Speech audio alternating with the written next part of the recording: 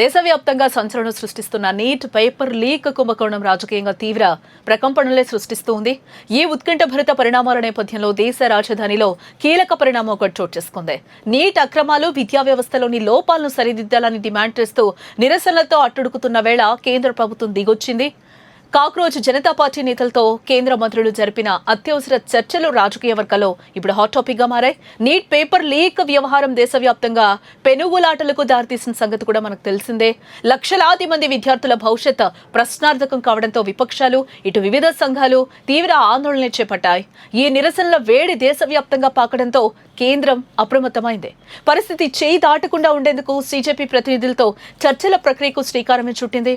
ఈ క్రమంలోనే కేంద్ర మంత్రులు జేపీ నడ్డా, జితేంద్ర సింగ్లు సీజేపీ నేతలతో సుదీర్ఘంగా అయితే సమావేశమైనట్లుగా సమాచారం అయితే అందుతోంది. దాదాపు 2 గంటల పాటు సాగిన ఈ భేటీలో విద్యా వ్యవస్థలో ప్రక్షాళన, నీట్ పరీక్షల నిర్వహణ లోపాలపై తీవ్ర స్థాయిలో చర్చలు జరిగాయి. ఈ సమావేశంలో సీజేపీ ప్రతినిధులు కేంద్రం ముందు 3 స్పష్టమైన డిమాండ్లను ఉంచారట.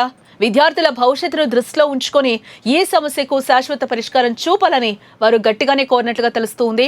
మొదటి డిమాండ్గా కేంద్ర విద్యాశాఖ మంత్రి ధర్మేంద్ర ప్రధాన్ తక్షణమే తన పదవికి రాజీనామా చేయాలని సీజేపీ నేతలైతే స్పష్టం చేస్తూ ఉన్నారు.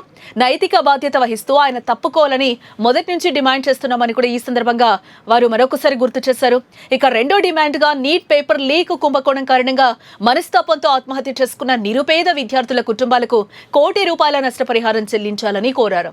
అలాగే మూడో డిమాండ్గా దేశవ్యాప్తంగా నీట్ అక్రమాలను నిరసిస్తూ ఆందోళనలు చేపట్టిన విద్యార్థులు, నిరసనకారులపై పోలీసులు నమోదు చేసిన ఎఫ్ఐఆర్లను వెంటనే బేషరతుగా రద్దు చేయాలని, కొత్తగా ఎలాంటి కేసులు నమోదు చేయొద్దని తేల్చి చెప్పారు.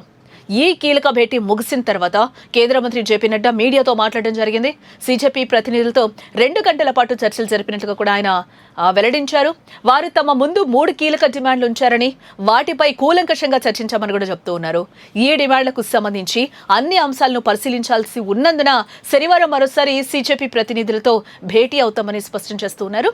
రెండో విడత చర్చల ద్వారా ఈ వివాదానికి ఒక కొలిక్కొస్తామని కూడా ఆయన ధీమా వ్యక్తం చేస్తూ ఉన్నారు. అటు మరోవైపు చూస్తే చర్చలు ముగిసిన వెంటనే సీజేపీ ప్రతినిధులు మీడియాతో మాట్లాడుతూ తమ వైఖరిని కుండబద్దలు కొట్టారు. కేంద్ర ప్రభుత్వం తమ డిమాండ్లలో 2ంటికి సానుకూలంగా స్పందించినట్లు కూడా వారు చెప్తూ ఉన్నారు. మీడియా ముఖంగా విద్యార్థులపై పెట్టిన ఎఫ్ఐఆర్లను ఎత్తివేయడం, ఆత్మహత్య చేసుకున్న విద్యార్థుల కుటుంబాలకు పరిహారం అందించే అంశాలపై కేంద్రం సానుకూలత వ్యక్తం చేస్తున్నట్లుగా కూడా చెప్తూ ఉన్నారు. అయితే విద్యాశాఖ మంత్రి ధర్మేంద్ర ప్రధాన్ రాజీనామా విషయంలో మాత్రం తాము ఎట్టి పరిస్థితుల్లోనూ వెనక్కి తగ్గేది లేదని కూడా వాళ్ళు స్పష్టం చేస్తూ ఉన్నారు. ఆయన రాజీనామా చేసే వరకు తమ ఉద్యమం ఆగేది లేదంటూ కూడా హెచ్చరించారు. నేడు జరగబోయే రెండో విడత చర్చలో ఈ వివాదానికి శాశ్వత పరిష్కారం లభిస్తుందా లేదా అనేది ఇప్పుడు దేశవ్యాప్తంగా తీవ్ర ఉత్కంఠనైతే రేపుతోంది. ఒకవేళ కేంద్రం ధర్మేంద్ర ప్రధాన్ రాజీనామాకు అంగీకరించకపోతే ఆందోళనలు మరింత ఉధృతం చేస్తామని సీజేపీ హెచ్చరిస్తూ ఉండడంతో రాజకీయ వాతావరణం కూడా ఒక్కసారిగా వేడెక్కింది. ఈ క్రమంలోనే శనివారం జరిగే చర్చల ఫలితంపైనే అందరి దృష్టి నిలిచింది.